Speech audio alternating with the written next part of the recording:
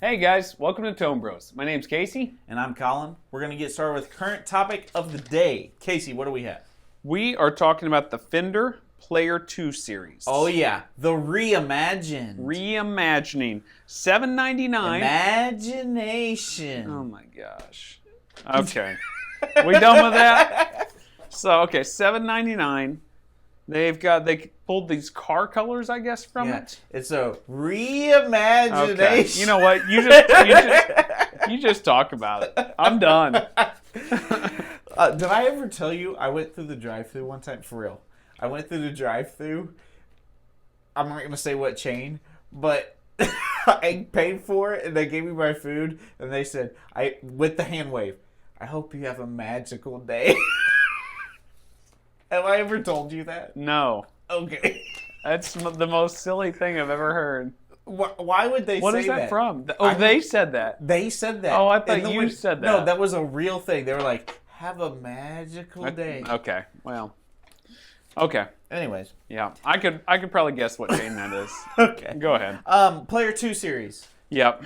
All right. It's really cool because they have new car colors. They're going back to like how Fender used to do it, which is they used old car colors. Yep. And they're going to do the same thing. Yeah, I saw that. That's really cool. Okay. No? That's cool. It's cool. I like classic Fender colors. Are they doing the classic colors too, though? Some of them? I mean, their red's a little different. Their blue's a little different. But they're still doing like a black or something, colors. Right? And they're doing like a cream white. Okay. Sure, whatever sounds good. Yeah, I think as long as they do a couple classic colors, which it sounds like they are, I think, I'm okay with that. Sure. They've got rolled fingerboard edges, right? I did hear that. And the big with thing... With the reimagining. Oh my gosh. Yeah. And you've got me completely thrown off of this reimagining. You're welcome. They also went back to Rosewood. Rosewood, no pow, Pharaoh. Pow. Well, that's what we need to do on the screen. Can you get like where it's like, you know how Batman would fight and it'd say pow? Can you do that? Yeah.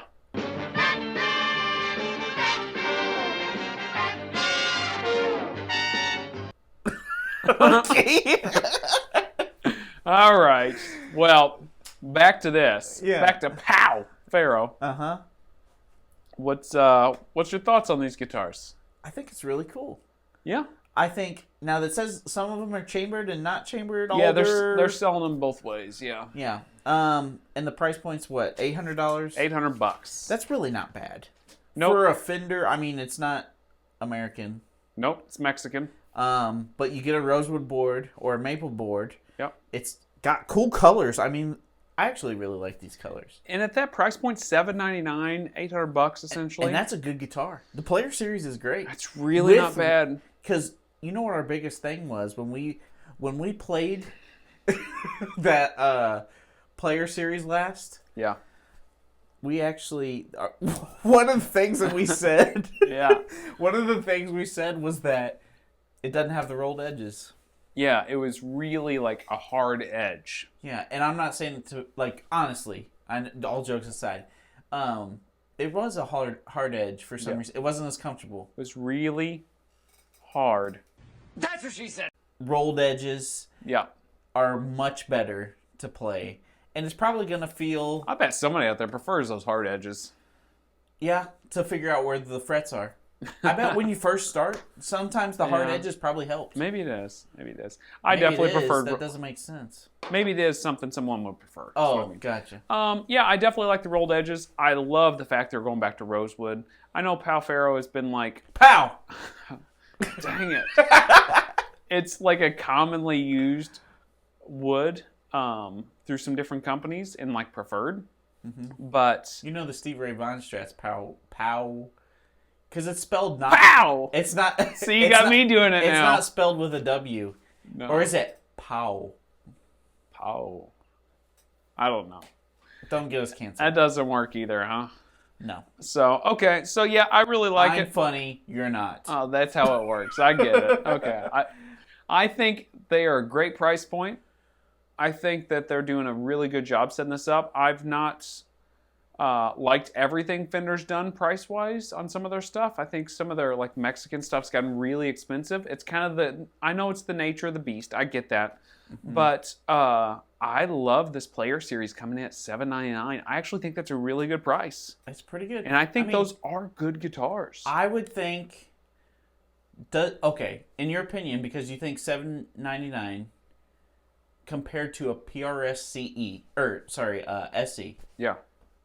Do you think that's pretty equivalent? Oh, that's because it's fair. about the same price point. It's about the same price point. I still think PRS wins. I would pick an SE every time. Yeah. I think PRS wins. Absolutely. But it doesn't say Fender on the headstock. Well, it's a completely different sound. Let's get that out. Unless you do the Silver Sky. That's what I mean. Is like, yeah, and then the Silver Sky SE, what's that selling for? It's like $850, I think. Yeah, so it's essentially the same price. That's what I'm saying. Yeah. So, but there's a lot of players that want to look down and see that Fender headstock, and it's gonna say Fender on it. It's not saying Squire. I still like it. Here's my 2 cents. If you want a down and dirty Strat, at that price point, getting down and dirty, get the Fender. Yeah. Because I think the pickups are probably gonna be a little more, for a lack of a better term, boingy. Yeah. And then I like to call them the Silver Sky SE, I think will sound a little bit more refined, but you can still get down and dirty on that. It will feel like mastered. Feels like it's a mastered. I think still PRS wins in that price point. I think their quality control is over the moon. Like, it's fantastic. Unbelievable in their but SEs. Fender, this is actual competition now. Yeah. I think. Yeah, I think it is too. I think maybe it's just a different player, though. I don't know. Maybe so. Maybe there's players that are looking at both. The Fender Player Series 2 is probably for more of like a standard player that wants a Fender style guitar. Yeah. Whereas if you're getting to more like, you know, I'm going to take this out and not worry about it, but it's going to be nice. It's not a custom shop, obviously. It's an SE. You get Silver Sky. Yeah. I mean, David Grissom supposedly overseas and everything's playing those SEs. You've got Zach Myers playing with Shine Down. He's playing a bunch of the SEs overseas. I mean, they're great guitars. We got to remember, this is a Fender Player Series 2 section here. Yeah, okay. I think they are competing with PRS SEs now. I just don't know if they beat them. But I got to play one, so what do I know? Yeah, I think that the SE's quality control is probably a little bit better, but I've been impressed with the Player Series, to be honest, for the price point. Mm-hmm. So, yeah, you want to go ahead and move into your main topic? Sure. So, we normally talk about gas or pass, right? And the whole idea is... It's one of our little segments we do every week. Yeah, it's the whole idea is like something that we're interested in, right? Right. So, kind of going along with that, why are we always constantly looking at more gear? Why are we never satisfied? Oh. And I want you to talk more personally, like not like grand scheme, but like why are you never satisfied? Because you're always looking at stuff, and you've got some great guitars, great pedals. Yeah, that's tough. It's because I'm a sucky guitar player. You got to make up for it with the gear, right? That's right. If you can't play better, you might as well pretend like you got the best gear to do it. He who dies with the most gear wins. That's what they say.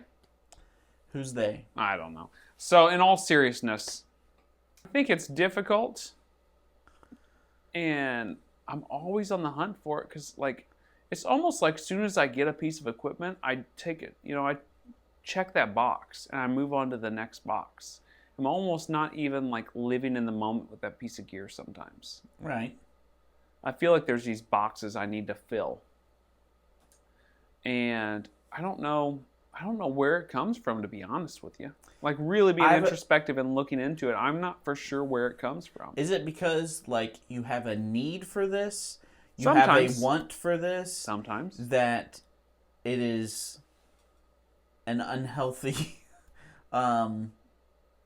not ritual, but routine? Yeah. Like, I mean, what do you think? Yeah, I think there's times where it is a need. I think that there's certain things, like I go to play a gig and like I start digging up ideas for something, or I'm playing somewhere and I'm just unhappy with my sound. For me, I try to live in the fact of I want my gear to enhance my playing experience, where the best situation is I'm not thinking about gear, and I'm not thinking about what guitar, what pedal, and all these things when I'm playing a gig or playing with somebody. And I can just live in the moment, and I'm living for the music. I want the least static in between, what I'm trying to get out and what I'm playing. Mm-hmm. But so many times I get wrapped up in gear and start looking at things. See, if you just spent all that time practicing as you did looking at gear, I know. you'd be halfway decent. Yep, I would be halfway, not fully decent, but halfway. And also, I think now we've got smartphones and we're able to look at gear anywhere we are at any time. Before it was kind of like you were going on the ancestral hunt. You would have to go out on guitar safaris. No, and go to stores. That or the Guitar World magazine. Oh man, yeah. Does it stem from that? Because boy, I used to pore over those. It might. Buyer's guides, Guitar World magazines, the rig rundowns in the back of Guitar Worlds. Mm-hmm. And then we would get in like Musician's Friend or whatever. Like we those have that magazines. to blame, I think. Well, I don't know. I think maybe I was obsessed with it then. I just didn't have it at my fingertips unless I had a magazine in hand. I mean, I remember circling things and drawing diagrams of how I was going to hook up stuff once I got it. Mm-hmm. I think I've had it since the beginning. I don't think it's something that's new. Okay. What about you? I'm trying to think. A lot of it I feel like is a want, not a need. Yeah, most of it. 80% of it. I would say I really struggle being grateful for the stuff I have. Yeah. Like, I am very thankful for the stuff I have. Yeah. I mean, not that I have, like, Nerdville, like Joe Bonamassa, but, like... No, you've got some really nice gear. I've got some nice stuff. I mean, you do too, but it's kind of one of those things where, you're never satisfied. Right. You're never content. Yep. And it's just one of those things where... Like Alexander Hamilton. You ever see that play? No. I watched that. Sorry to disappoint. There's a whole song about how he's never satisfied. And no matter what he does, he's always trying to push on further and do more. Yeah, that's how I am with gear. Yeah. And there's never going to be a moment where I say, and then I'll be happy. Well, I say that. Yeah. But I never get there. I never get there. There's always like a new thing. Right. So, because I'm like, if I had this amp and had these pedals and had this one guitar, but even if I got all that, would I be done? There was times where I was like, if I got this, this, and this, I'd be happy. And now I've got all that plus tons of extra stuff, and I'm still not happy. Yeah. So. Well, I'm happy. Right. Let's be very clear. I am happy, but like I'm not fully satisfied in my gear. So, do you think you ever will be satisfied in your gear? No, I don't think so. You know why? Because I've seen collections like Vince Gill's and Joe Bonamassa's. And I know they're collectors, so that's different. I'm not a collector. Like, I have no interest in collecting things just for fun. Mm-hmm. But, I mean, everybody, for the most part, I think you have to go through it. I think there's a phase of, like, grabbing stuff and not collecting, but gathering amounts of gear. Figuring out what you like. To just figure out what you like, and you have to go through it. I think that, I mean... Tom Bukovac was talking about it the other day, like how happy he is with his like 58 he's got and that 57 gold top he's got, or 59 and 57, right? Either way, his Les Pauls, and he's talking about his gear that he's got that he's so happy with at this point. He talks about all the gear he's burned through, and we've seen him burn through a lot of gear in the last few years. We've been able to watch him on YouTube, but he was on this crazy hunt for years. He's been on this hunt for 30 or 40 years now. And he's not the only one. No, he's just an example, and he's just finally feels like I'm kind of at a content place. Like I'm kind of at a good spot with stuff. Mm-hmm. I think I've probably got another 20 years to go. Well, you better have a lot more money. Yeah, that's the truth. It's hard. It's really hard to deal with. I think it really what it comes down to is just that you need to go through some stuff to figure out what you like, to weed out the stuff you don't. Yeah. And then kind of go from there. Yeah, because I think one thing leads to another. And like you start going down these different roads. Look at us with P90s. We've been like on the P90 hunt for what? A long 5 time years? To find something we love. And we're just now starting to figure out what we want. Barely narrowing it down. Right.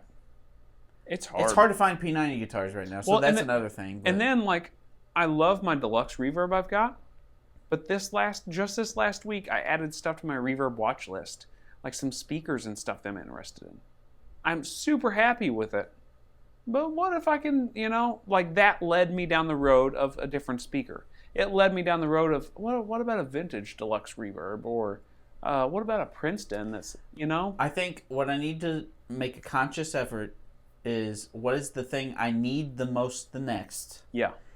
And just playing the snot out of everything I've got right now. Yep.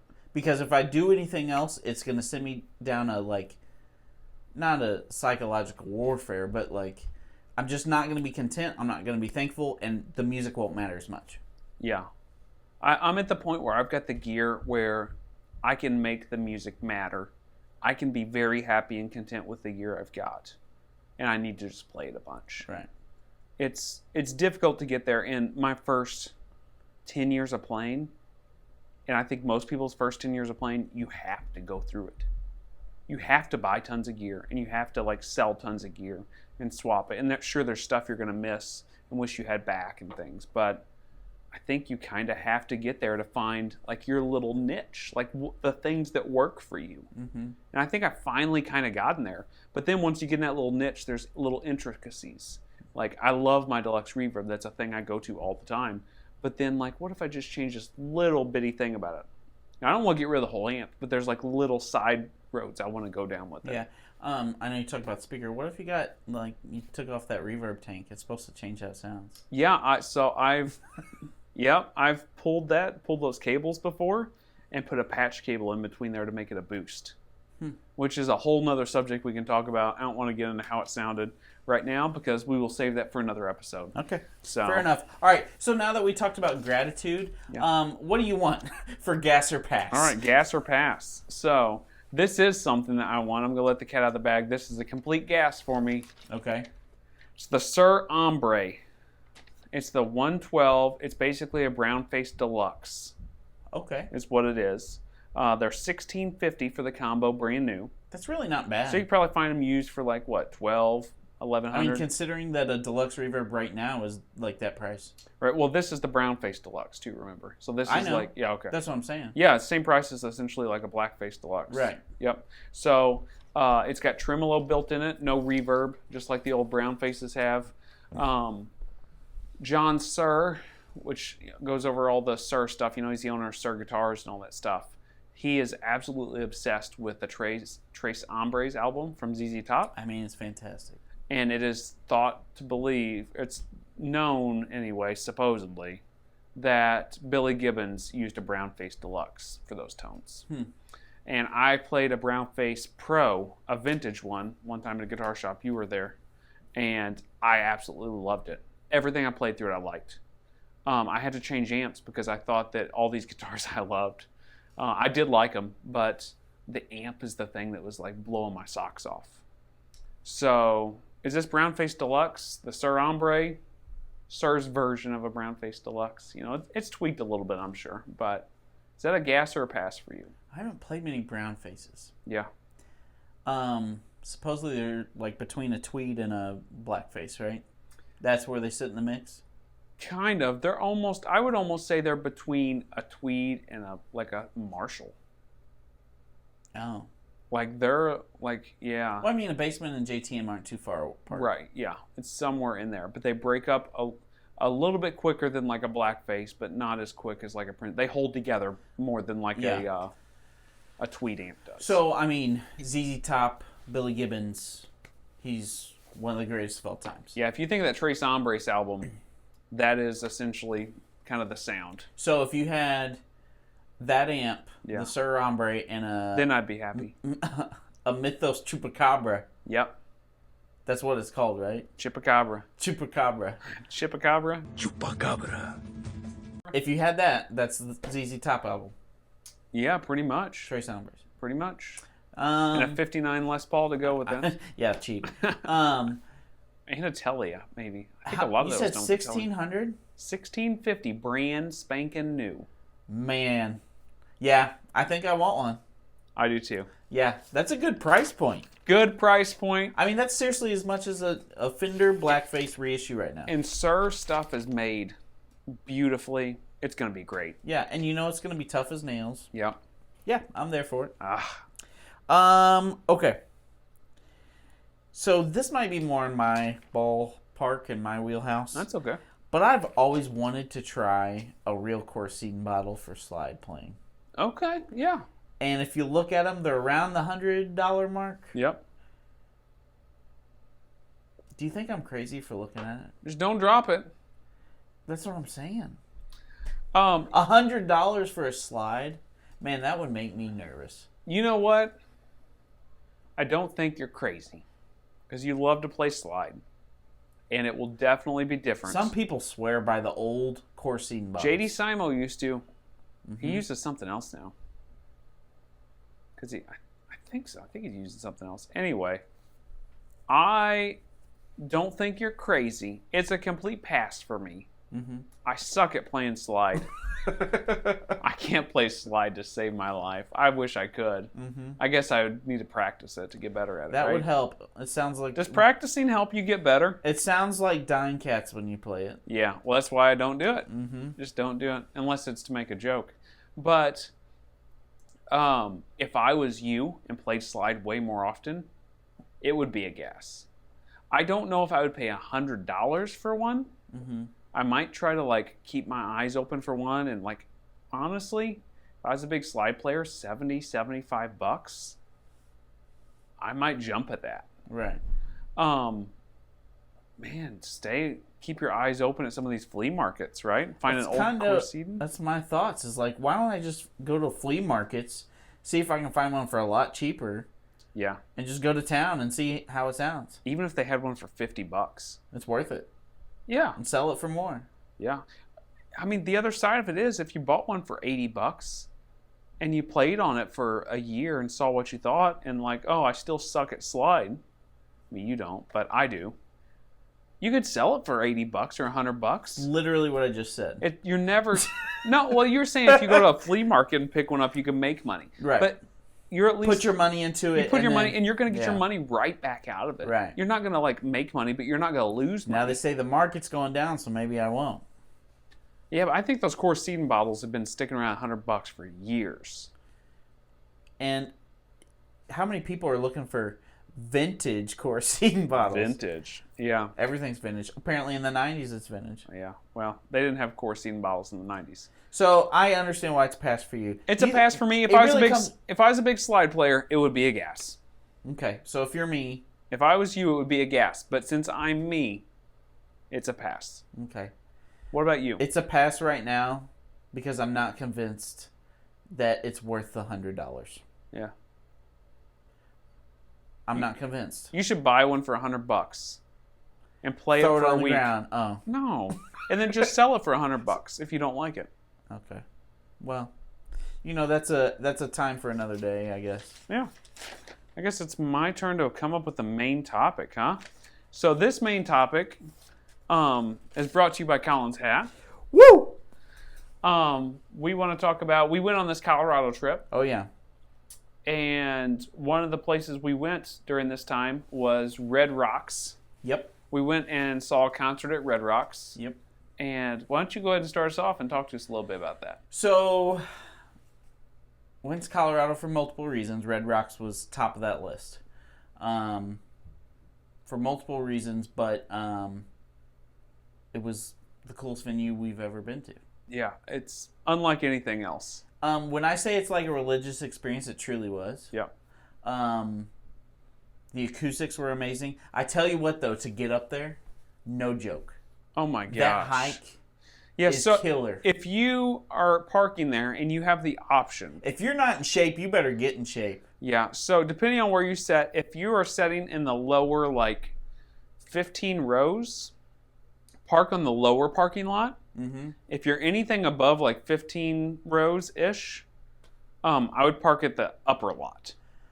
And we should preface, we're not from Colorado, so we don't go there often, but our biggest thing is that hike was no joke to get to the top level. The stairs. Stairs are crazy so steep. many stairs. They're steep too. Yeah. But the venue, once you get there, and my after you gosh. catch your breath, Yeah. it's really cool. You know what? Elevation's a little higher, so that might throw some people off. Yeah. It was unbelievable, though. By the time you get to the top of the stairs, there's the little entryway inside. And you go inside and you kind of walk around the edge. Not necessarily inside, but inside the venue. Well, inside the venue, which is outside. Right. It's kind of weird to say, but you know what we mean. And you kind of walk around the little edge. And as you walk around the edge, they've got a whole like museum in there that you walk around. Really and then cool. there's all the vendors with all the food and the drinks and stuff.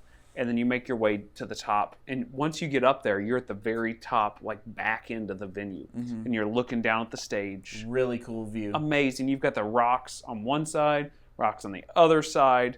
And you go down, find your seats. And You got the view of Denver in the background. Denver in the background, the sun sets behind you, so you're not staring into the sun the whole time. I thought seriously we were going to be baked. I was worried that it was going to be in front of us or maybe to the side and it was going to be real hot. We had a nice breeze. But it was behind us, and it was wow.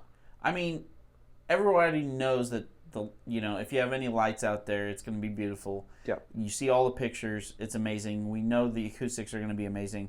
But like when you're out there, I didn't know the acoustics were going to be amazing. I was worried about the acoustics. where we were sitting, was good. we were was very middle. Yeah, we were like the dead center, and we kind of talked to some other workers there and kind of asked them about the best place because we had some tickets where we could have moved, and general admission. we were like, "Where's the best place to sit?" And they're like, "Right where you're at right now is a great spot. If you're really close up, you're not going to see Denver. You're not going to see any of the rocks, and it's probably going to feel like a standard concert experience right up on the stage, Right. to some degree. I mean, it's still amazing, but." And then when you get to the middle, you're able to see everything completely, see Denver and everything else. Once you get further back, that security guy that we were talking to said sometimes reflections on the rocks make the sound a little bit weird. So I probably wouldn't sit in the very back. And maybe that's wrong. That's one person's opinion. We were there. We sat in the middle. We were there one time, so take it all with a grain of salt. But I just can't believe, like, when you're... First of all, we're nature and outdoors people. So when we're out there, like, amongst nature, it's super cool. Yeah. And then, I mean, we got to see an awesome band. Yeah. And that helps, too. Yeah. We have a venue we go to pretty often in our area in St. Louis. It's outside. But it's, like, big and covered, and it's a shed is what, a lot of people refer to them. So, like, it's all covered in the back area for the stage, and the top's all covered. And you're outside, but it's like, air doesn't really move, and it's kind of miserable, and you can't see anything other than people and trash, and it's not a great experience. It's completely different out at Red Rocks. Oh, yeah. It's completely open overhead. Well, and it's a smaller venue, too. You It gotta is. think, Red Rocks is, I mean, what it holds... less than 10,000 people. Yeah, I think a little less than 10,000 people. Yeah, so, I don't know. I just was amazed with the light show and the sound on it. Yeah. There at Red Rocks. But, like, when you think of the biggest venues in the world, or, like, the coolest venues in the world, that's got to be, like, top 5. Yeah, I think for any artist that's playing Red Rocks, the first time they play it has got to be something very special. Right. It's pretty unbelievable. You see all the pictures from people out there playing it. The Beatles, Ozzy, Allman Brothers. Yeah, and it's just, and we went through the museum, and they had some guitars that were in the museum. They were not like guitars that they toured with and played with a lot, but it was guitars that I guess they brought in, they signed and hung up on the wall, some people. And then they had like a list of all the people that played every year since Red Rocks is open, pretty much. I don't know that it's exhaustive, so I'm not sure every single person ever is on there. It looked like it. Quite a lot. Yeah, so the venue's over 100 years old. Yeah, that's what's crazy to me. Holy cow. It's so cool, though. Yeah, it was just unbelievable. As long as you can hike it, you need to go. Yeah, it's a place that any music lover needs to go to at least once and see a band that's not like... I would suggest probably not to see a great big rock show there. Jam band was great. Yeah, seeing a jam band type stuff would be good. Acoustic type players would be there. People like Jason Isabel would be really cool there. We kind of talked about some people that would be great. Yeah, Joe Bonamassa would be cool there. Somebody like Billy Strings would be freaking cool there. there. Oh, that would be cool. there's some players like that would probably be more ideal for that type of venue. I wouldn't want to see like Motley Crue there. Yeah, I don't think they would play there, to be fair. No, probably not. But I mean, somebody along those lines, like, is what I mean. Like, I wouldn't want to see somebody that's got a big show like that, and I think it's just a different type of venue. Yeah, you don't want to see Kiss there, right? I mean, that'd be cool. That probably would be cool, actually. But you should go. We obviously loved it. I'm still representing Red Rocks. Yeah. So I guess tell us if your experience at Red Rocks. What did you think about it? And kind of go from there. Yeah. If you get the opportunity to go, definitely go. Yep. It's well worth it. I hope to make it back out there someday and see somebody else. For sure. So until next time, guys, we'll see you next week. See ya.